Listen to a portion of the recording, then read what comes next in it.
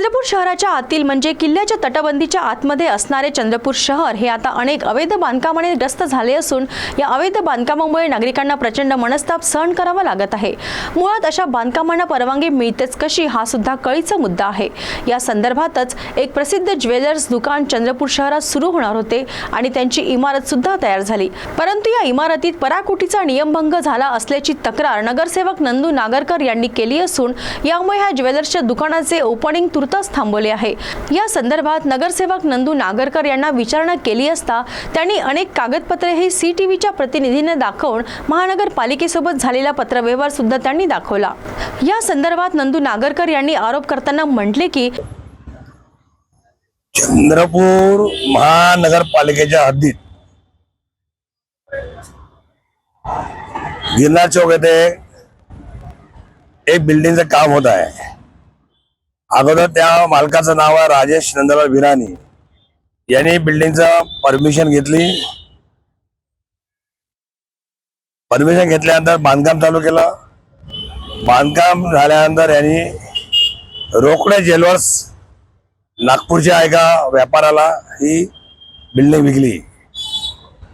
Building विकत असताना महानगरपालिकेने ही 538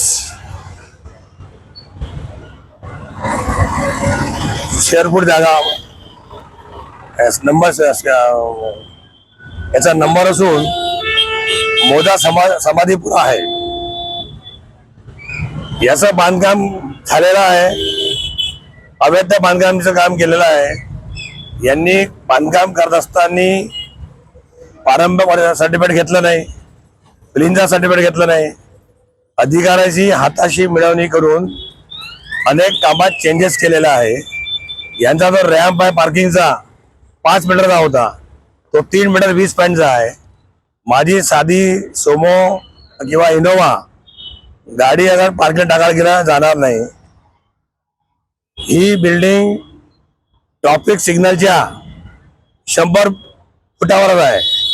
ट्रॅफिक जर जाम झाली त्याच्यामध्ये त्या शोरूम मध्ये कोण जाणार? शोरूम मध्ये 2 मजले कमर्शियल होतं, 3 मजले हे रेसिडेंट होतं, घरगुती होतं।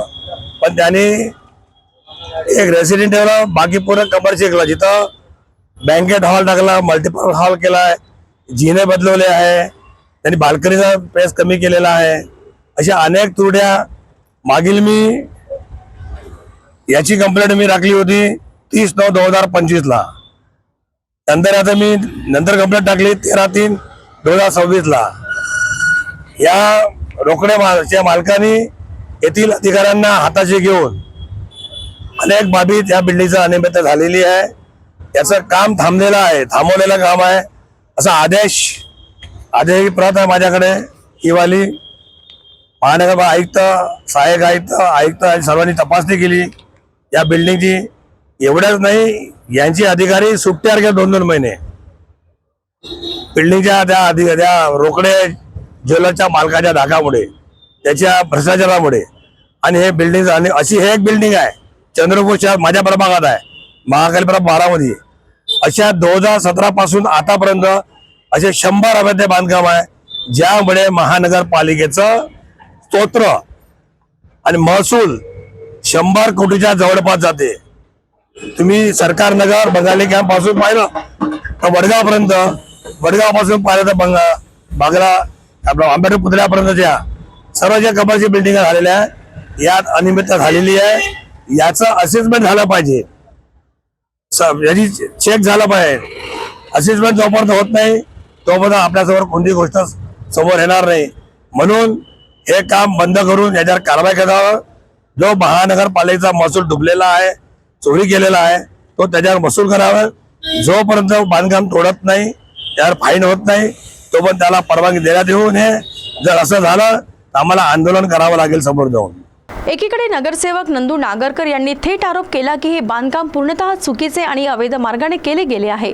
या संदर्भात रोकडे ज्वेलर्सचे संचालक राजेश रोकडे यांच्याशी CTVने संपर्क केला असता त्यांनी हे सर्व बांधकाम कायदेशीर असल्याचे CTVला सांगितले। त्यामुळे आता हा वाद महानगरपालिकेत पोहोचला असून ज्वेलर्सचे संचालक कुठल्या कागदपत्रांची पूर्तता महानगरपालिकेकडे करतात याकडे सर्वांचे लक्ष लागले आहे।